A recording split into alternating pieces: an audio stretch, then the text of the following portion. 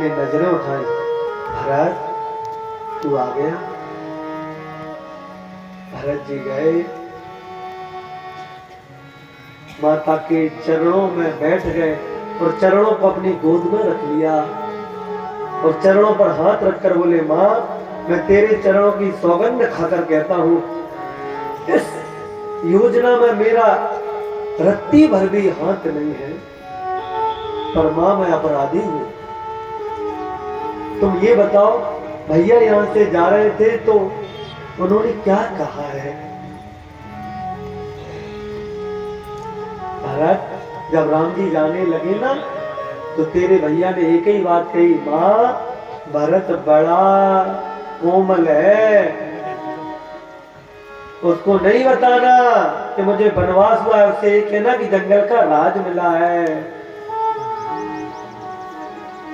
भरत ये देख, ये रखे कपड़े, जो कपड़े उस दिन वो पहनने वाला था राजा बनने के लिए, तो माँ वो क्या पहन कर गए हैं?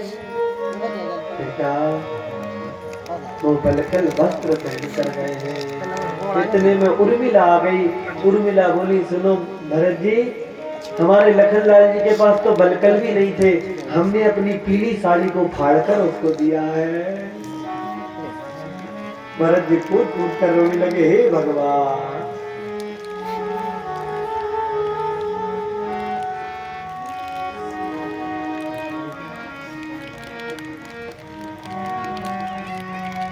भरत अब तू राजा बन जा, अयोध्या खाली हो गई है, खाली देश ठीक नहीं, कोई भी आक्रमण कर लेगा। माँ क्या बात कर रही हो? जिसके शाश्वत के बिना मेरे हृदय में कोई दूसरा है ही नहीं, सबसे बड़ी संपत्ति है वो राम की संपत्ति, मेरे हृदय में और कोई संपत्ति है ही नहीं। दशरथ जी को, भरत जी को लगा कि शायद मेरे पिता का अंतिम संस्कार हो गया है, पर वशिष्ठ जी ने कहा, भरत इधर आ, अभी तुम्हें कुछ कर्म करना है। अब कौन से कर्म बाकी है? पिताजी का अंतिम संस्कार नहीं हुआ है, नाव में शरीर पड़ा है, अंतिम संस्कार करो। महाराज जी जब नाव से दशरथ जी को निकाला गया और बैठाकर उनके उस सिंहासन पर बैठाला, तो ऐसा लग रहा है जैसे दशरथ जी आंख बंद करके सबको देख रहे हैं, वो बढ़िया नींद में सो रहे हैं और बस थोड़ी देर बाद जगने वाले हैं। वशिष्ठ जी ने तीनों माताओं का अंतिम बार दर्शन करो, पादुका पूजन करो।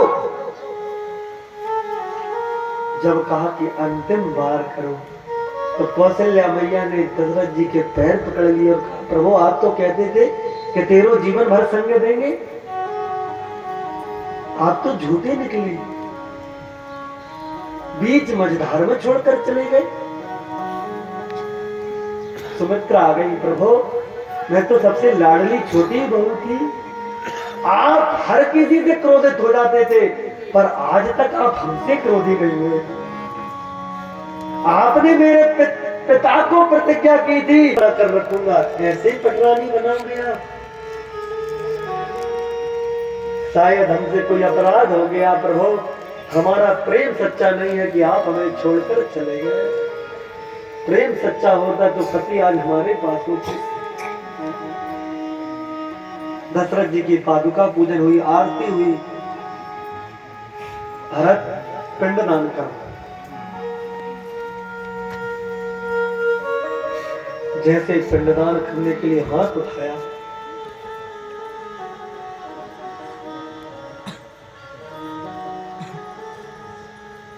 भरत जी बोले, पिताजी यदि हाथ बचपन में कभी जल जाता था ना, तो आप तत्काल हमें वैद्य के पास ले जाते थे। तो मैं कितना नीच पुत्र हूं कि आज उसी बात को आग लगाने के लिए खड़ा हूं। हाथ से पिंडदान बनाया और उधर पर रखा। ब्राह्मणों ने कहा परिक्रमा करो, परिक्रमा की, मुंडन कराओ। पिताजी ये बाल तो आपको सबसे प्रिय थे, आप कहते थे यदि किसी के बाल पसंद है, केश पसंद है तो भरत के, भरत के प्रिय है केस, ये केस भी चले गए। अब मैं किसको ये बाल दिखाऊंगा?